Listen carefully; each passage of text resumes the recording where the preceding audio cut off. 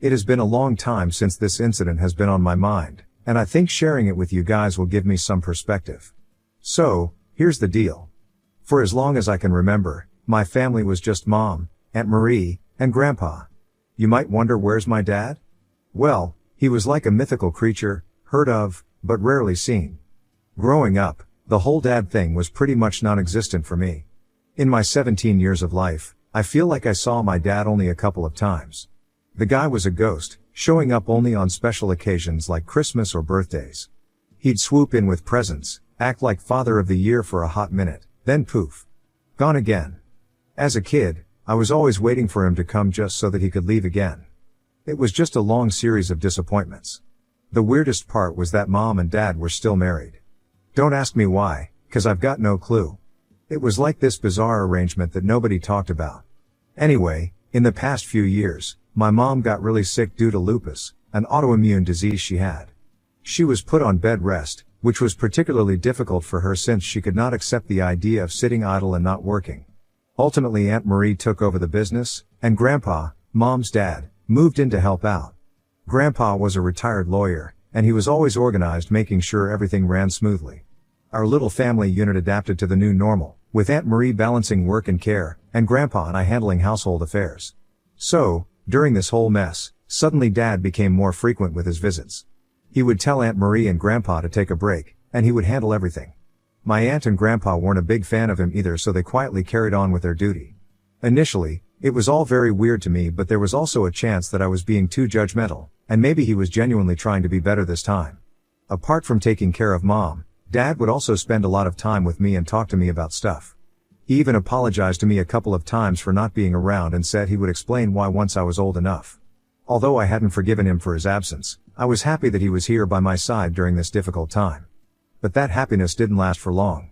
Unfortunately, our care wasn't enough to help Mom, and she passed away. I was completely shattered. Mom was my best friend and soulmate, and I could not believe that I would never get to talk to her again. I also felt bad for Dad because he had recently gone to handle some work, and he had been here with us the whole time but missed Mom's last moments. So, we informed Dad about when we were having the services. On the day of the funeral, Dad was right on time. He looked sad, and it seemed like he genuinely missed his wife. Not only that, but he also gave a speech during the services about how incredible Mom was and that he never met somebody else who was as courageous as her. His words were moving, and many people got emotional listening to him. It almost felt like he was really mourning her loss, and I started to believe that maybe he had loved her in his own way. For that brief moment, I was sure that I had been too harsh in my judgment of him. But then, after everyone had left, the house was quiet, and the environment became tense. I saw Dad, and he looked nothing like he did before. His demeanor shifted from the grieving husband to something more distant and formal. What came next was so unexpected that I thought I was dreaming. Dad told me that he had made a decision. He would allow me to stay in my home until I turned 18. After that, I am supposed to move out of this place and would basically be on my own. I just stood there dumbfounded. Allow me? The place where I grew up, where all my memories with Mom were, was now out of the blue being snatched by my dad, who had been MIA his whole life. I was in shock. It felt like I was being kicked out of my own life. Just when I thought things couldn't get any worse, Dad decided to play landlord with my childhood home.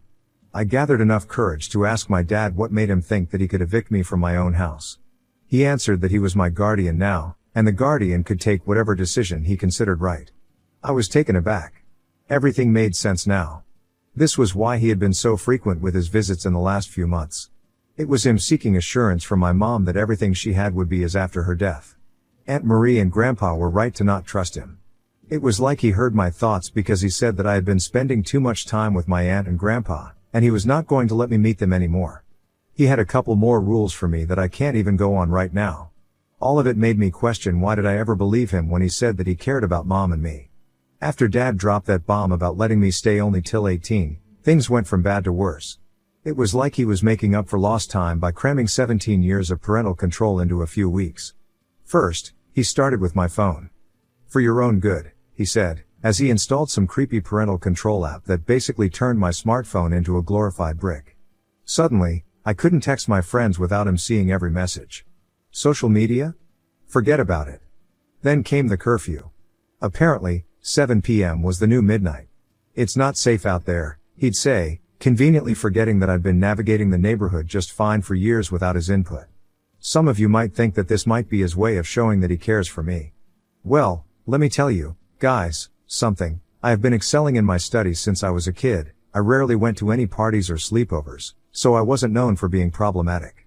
Mom also had some rules for me and I gladly followed them, but this was definitely getting out of hand. The worst part though?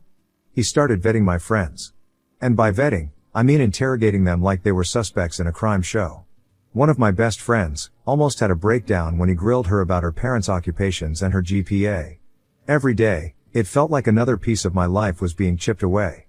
I couldn't even go to the corner store without a full report on where I was going, who I'd be with, and when I'd be back. The final straw came when he announced that he was planning to homeschool me. Yeah, right. More like isolating me from the last bit of normalcy in my life. His intentions were clear. Not only did he plan to steal all of Mom's assets and make sure I didn't get any of it, but he also wanted to make my life hell as long as he possibly could. I was done. I couldn't take any more of his policing. So, one night when he was away, I called my friend, Lisa, and asked her to call my aunt. I couldn't directly call Aunt Marie because my father had deleted her number from everywhere. And also, he would have killed me if he found out that I talked to her. Thank God for Lisa, 'cause she didn't hesitate even for a second. Lisa left me a note the next day at school with Aunt Marie's response. That weekend, while Dad was out on one of his mysterious errands, Aunt Marie and Grandpa showed up at our door. The look on their faces when I spilled everything was unforgettable. They were furious. At the same time, they told me they had news of their own that was bound to get my father's attention. Let's just say Dad had no idea what my family had in store for him. The most important thing at that time was to get out of that house as soon as possible. So, before Dad could come back, I packed my stuff and went to stay at Aunt Marie's place. It was tough leaving my childhood home where all my memories with Mom were, but I was going to make sure this getaway was not permanent. The very next day, my father was out of control, looking everywhere for me and asking all of our relatives for my whereabouts. I was honestly a little confused by this because isn't this what he wanted? Me out of his house? But clearly, he wasn't done. My aunt called him in on my grandpa's advice. She told him that we would meet him at the diner near my home. Of course, my father was not very reasonable to begin with because he was busy screaming. But somehow, Aunt Marie convinced him. When D-Day arrived, we were all set to break the big news to Dad. We spotted Dad instantly. He was sitting in a booth, looking like he'd been through a war. His usually impeccable suit was rumpled, and there were dark circles under his eyes. For a split second, I almost felt bad for him. Almost. The second Dad laid eyes on me, he exploded. He jumped up, causing a scene that had every head in the diner turning our way. He was enraged and I could do nothing but hide behind Grandpa. Aunt Marie, thank God for her, stepped in like a boss. She shut Dad down with just a few words and a look that could freeze hell over. It was pretty impressive, actually. She managed to make Dad sit his butt back down without even raising her voice. As we all slid into the booth, the tension was so thick you could cut it with a knife. Dad's eyes were darting around like a cornered animal, especially when he noticed the thick manila envelope Grandpa was carrying. You could practically see the gears turning in his head as he tried to figure out what was going on.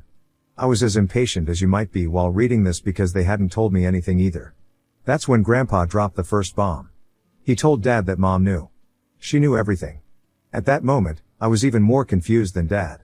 He tried to play dumb, but the panic in his eyes was a dead giveaway. He knew exactly what Grandpa was talking about. Aunt Marie then laid it all out. Dad stole money from Mom's company. But that wasn't the biggest news.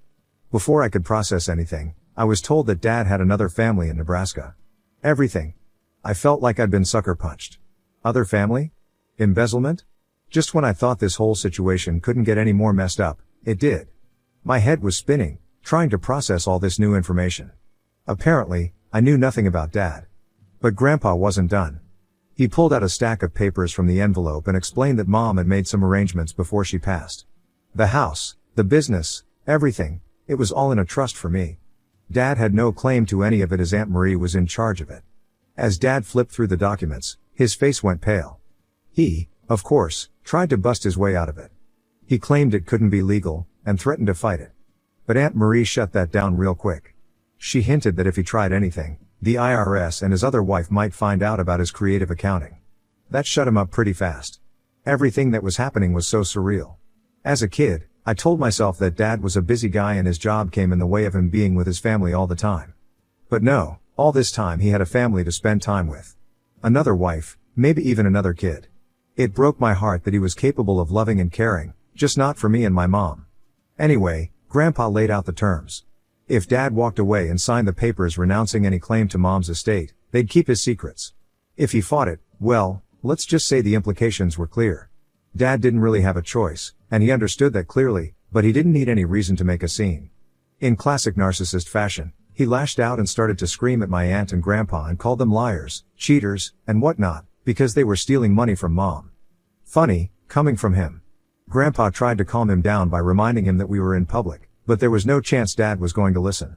When his unnecessary shouting didn't work, he started telling me that he always loved me and he knew that he made a mistake, but was willing to work on everything.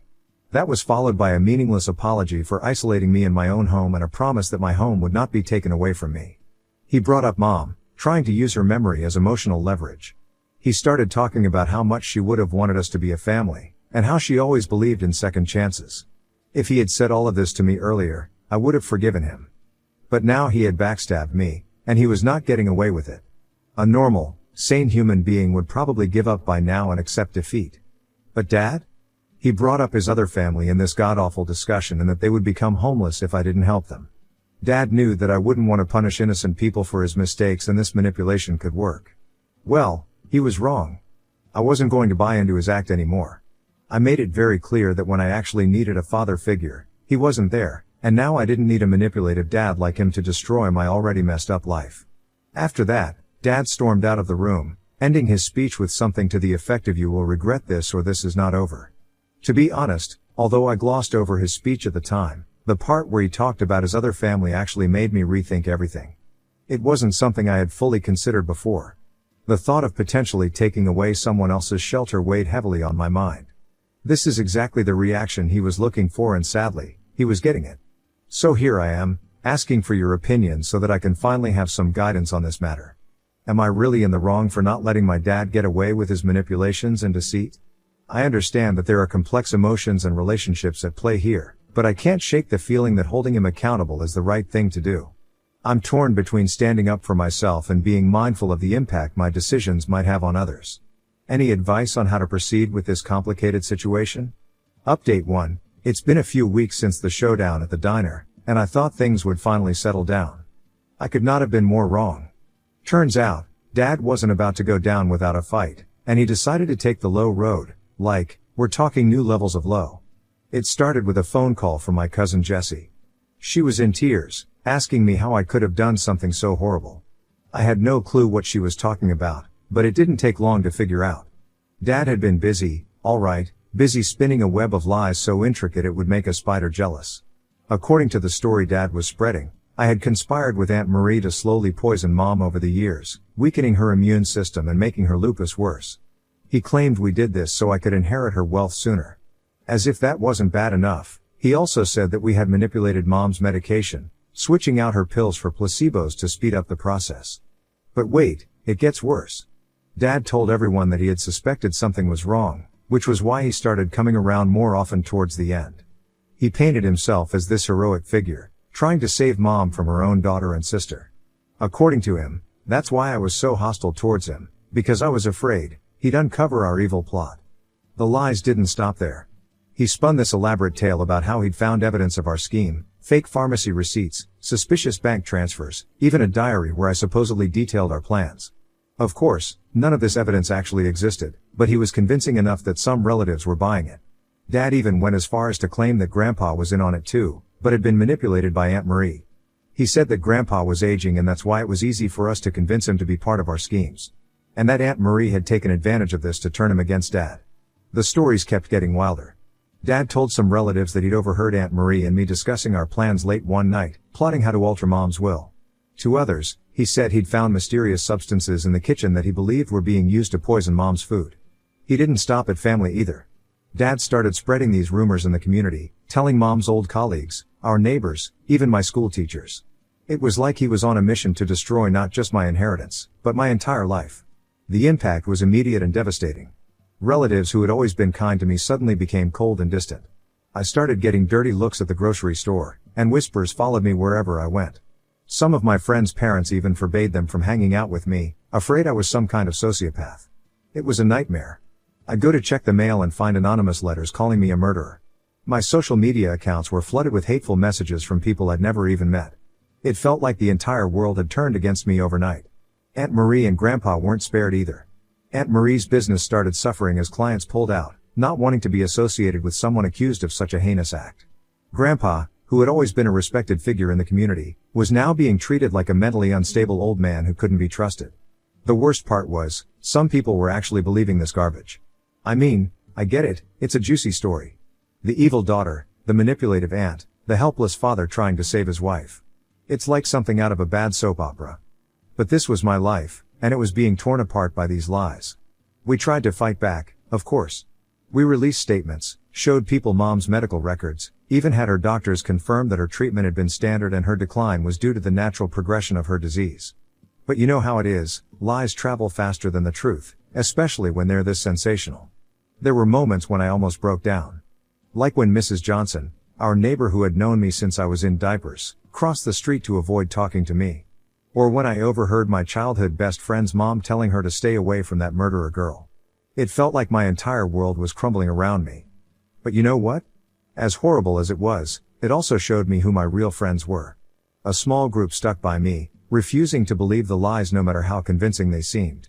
They became my rock, reminding me of who I really was when the world was trying to tell me otherwise. It's safe to say my family and I are not giving up. We know that Dad is not smart enough to cover all the cracks in his story, and I'm sure we will find some of it. Till then, I am grateful to all of you for listening to my rant. I'll be back very soon. Update 2. After the chaos Dad unleashed with his lies, Aunt Marie and I decided it was time to go on the offensive. We needed to find out the whole truth, and that meant tracking down Dad's other family. Aunt Marie, as it turned out, had some serious detective skills. We started with the little information we had, a city name and a vague recollection of Dad mentioning Alinda once. It wasn't much, but Aunt Marie worked her magic. She cross-referenced Dad's credit card statements, and social media check-ins, and even dug up some old mail forwarding requests. Within a week, we had an address. So as the weekend rolled around, we drove to the suburban neighborhood where Dad's other family possibly lived. After a little cruising in the neighborhood and asking people for a lady named Linda, we found her place. When Linda opened the door, the confusion on her face was clear as day as we introduced ourselves. When I revealed that her husband was my dad, she initially thought it was some elaborate prank. But then we showed her the proof, photos, legal documents, and some other stuff that we had. We watched as the realization dawned on her face. We told her that we had some matters that we wanted to discuss with her. She invited us in and our conversation about everything began. Apparently, Linda and Dad were not married. They were in a relationship for the past 15 to 16 years, which basically means Dad had been cheating on Mom ever since I was born. I also met her kids, who looked kind of like me, which was just one more weird thing in my life right now. As we sat in their living room, surrounded by family photos that felt both familiar and alien, we told them everything. Mom's illness, Dad's absence, the inheritance drama, and his recent smear campaign. Linda was just as stunned as we were. She confessed that she had always wondered about Dad's job. The money never quite added up, but with 2 kids and all the bills, she hadn't wanted to question it too much. As we talked, more pieces of the puzzle fell into place. Dad had told Linda he was an international business consultant, which explained his frequent absences. He'd even created a fake company website to back up his story. But there was more. Dad had been telling Linda that he had a chronic illness that required frequent hospital stays. That's how he explained his absences to her. He'd even gone as far as to fake medical documents and had Linda drop him off at the hospital for treatments. The more we talked, the more we realized how expertly Dad had played us all. He'd created 2 completely separate lives, using our trust and love against us. Linda was devastated, but also angry. She'd sacrificed so much, worked extra jobs to support the family when Dad's consulting work had dry spells. All of it based on lies. As the day passed, I felt like there was an unexpected bond between all of us. We were all victims of the same man's lies and deceit. After hours of discussion, I asked Linda if she would come with us to confront Dad and settle this matter once and for all.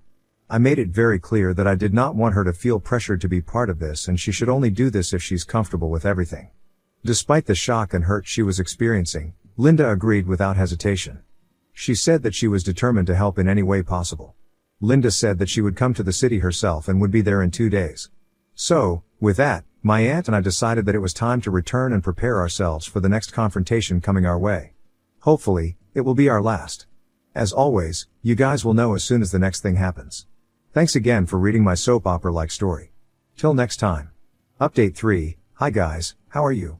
I finally confronted my dad about everything. But before we get into that, I also wanted to address some questions about Linda.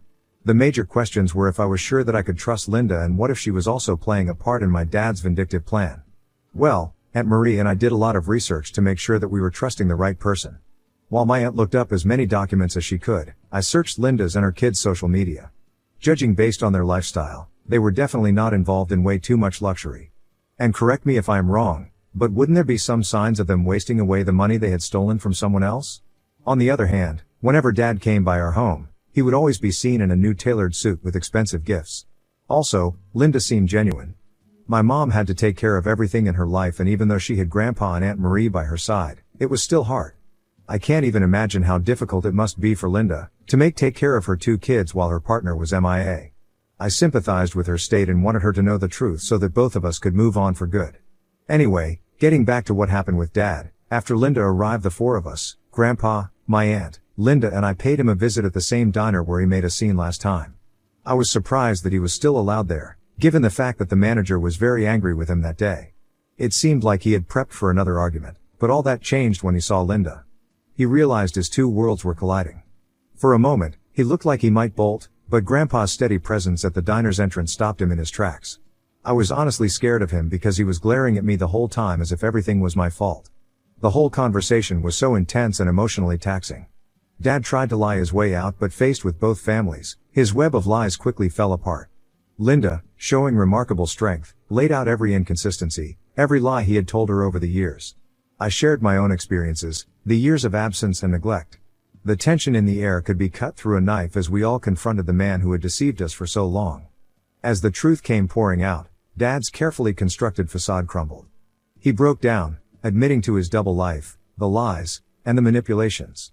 He spoke of feeling trapped, of one lie leading to another until he was in too deep to find a way out. It wasn't an excuse, but it offered a glimpse into the troubled mind of the man who had caused us all so much pain. I could tell that Linda pitied him a little bit, but not me. He had done irreversible damage to me and basically traumatized me at the lowest point in my life. I was just glad he was finally owning up to what he had done. In the end, it was Linda who took charge. She calmly told him what would happen next. Dad would come clean to everyone, family, friends, and colleagues, and do damage control for all the rumors he spread about Aunt Marie and me. He would seek professional help and therapy to address the issues that led him to create this elaborate deception. And most importantly, he would take responsibility for his actions and make amends. If not, this could easily be turned into a legal battle and he would get sued. As for us, we decided to take things one day at a time. Linda and I exchanged contact information, agreeing to stay in touch and support each other through the challenging times ahead. For now, Aunt Marie is going to move in with me.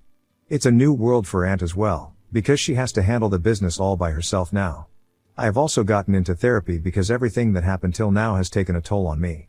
I miss my mom a lot, and I keep wondering if things would have unfolded this way if she was here. We're all trying to adjust to the new normal, and it's going to be a long road.